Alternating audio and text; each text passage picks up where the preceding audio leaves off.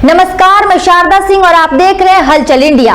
बेबाक खबर तेज असर। आइए नजर डालते हैं आज की खबरों पर। मुजफ्फरनगर के खतौली विधानसभा के मंसूरपुर क्षेत्र के गांव जोहरा में उपचुनाव को लेकर जहां एक और भाजपा प्रत्याशी के पक्ष में वोट मांगने आए उत्तर प्रदेश के मुख्यमंत्री योगी आदित्यनाथ ने राष्ट्रीय लोकदल, समाजवादी पार्टी और आजाद समाज पार्टी के गठबंधन पर जमकर भड़ास निकाली, तो वहीं राष्ट्रीय लोकदल के राष्ट्रीय अध्यक्ष जयंत चौधरी ने नुक्कड़ सभा के दौरान मुख्यमंत्री योगी आदित्यनाथ पर जमकर पलटवार किया। जयंत चौधरी ने कहा कि वह एक प्रदेश के मुखिया है, उन्हें यह सोचना चाहिए कि आज भी वोट मांगने आए हैं, कम से कम आज तो मीठी बात कर ले। वह आज भी बुलडोजर और ठोकने की बात करते हैं। उन्होंने कहा कि बुलडोजर की चाबी तो मुजफ्फरनगर के किसानों के हाथ में है, यह चाबी ज्यादा दिन उनके हाथ में नहीं रहने वाली। जयंत चौधरी ने कहा कि गन्ना किसान परेशान है, क्या मुख्यमंत्री चीनी नहीं खाते? उन्हें किसानों की चिंता नहीं है। मैंने पहले भी कहा था कि आज मुख्यमंत्री खतौली में आ रहे हैं और केवल पलायन व दंगे की बात करेंगे। उन्होंने कहा कि क्या था कैराना और कांधला में पलायन वह पहले भी साफ हो चुका था। वह आदरणीय हुकुम सिंह जी जो आज हमारे बीच नहीं है,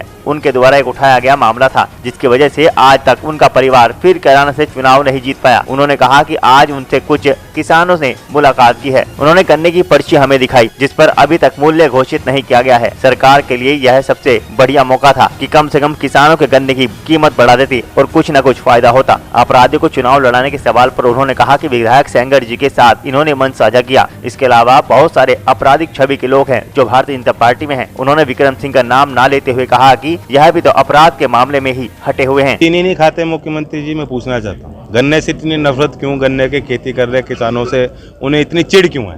और हमारी गर्मी उन्हें पसंद क्यों नहीं? हम तो गर्म है, थे, रहेंगे। उन्हें हमारी बात करनी चाहिए, किसानों की बात करनी चाहिए थी। इससे बेहतर मौका क्या होता है? चुनाव के वक्त तो लोग सुनना चाहते हैं, मीठी बात सुनना चाहते हैं। अब भी आप कड़वी बात कर रहे हो, बुलडोजर की धौस दिखा रहे हो, तो बुलडोजर की चाबी तो मुजफ्फरनगर वालों के हाथ में है, आपके हाथ में नहीं रहेगी ज़्यादा देर। उन्होंने कहा कि सरकार जो पिछली सरकार थी, पहले किसानों के हाथ में तमंचे होते थे, आज फावला है। कि कौन से किसान थे जिनके हाथ में तमंचे होते थे? किसान तो मेहनत ही करता आया है, मेहनत ही कर रहा है, आज भी कर रहा है। किसान नहीं होते तो ये देश होता क्या? किसान के हाथ में वो हथियार हैं जो इंडियन आर्मी के जवानों को दिए जाते हैं, क्योंकि किसान की अगली पीढ़ी वही काम कर रही है। तो किसानों का तो भारी अपमान करके बोल के चले गए मुख्यमंत्री जी, अगर उनके ये बोल हैं। कुछ किसान आपसे मिले हैं, उन्होंने अपना दर्द बताया, क्या? मुझे पर्ची दिखाई, पर्ची पे शून्य लिखा है, क्योंकि रेट कुछ लिखा ही नहीं है। तो ये तो नाकामी किसी मिल मालिक की नहीं है, मिल की नहीं, उद्योग की नहीं, ये तो सरकार की नाकामी, सरकार की जिम्मेदारी बनती है। बुआई के समय ही अगर ये रेट खुल जाए, केंद्र सरकार भी FRP घोषित कर चुका है ना, तो कितने समय पहले। तो अगर FRP घोषित हो सकता था तो राज्य में ये SAP घोषित क्यों नहीं करना चाहते? रेट होता, किसान अपना हिसाब लगाते।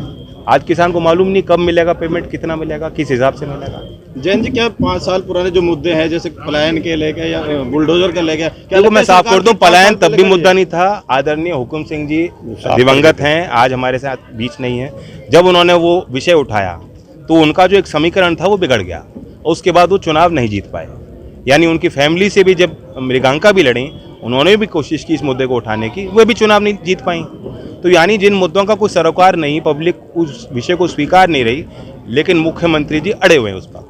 जयंत चौधरी मुख्यमंत्री ने कहा है कि चौधरी चरण सिंह जी अपराधियों को दूर रहते थे, अपराधियों को पास नहीं आने देते थे, लेकिन जयंत चौधरी ने एक अपराधी को टिकट दिया। देखिए, सेंगर जी के साथ मंच उन्होंने साझा किया।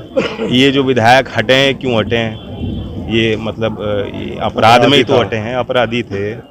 दोबारा इनको टिकट ही क्यों दी थी जब आपको मालूम था? इन्हें तो मालूम था, सरकार पे पूरी सूचना रहती है इनके पास, इंटेलिजेंस होती है इनके पास, उन्हें मालूम है क्या चल रहा है। तो उनको तो मालूम है कितने अपराधी बीजेपी के उसमें शरण में आ जाएं।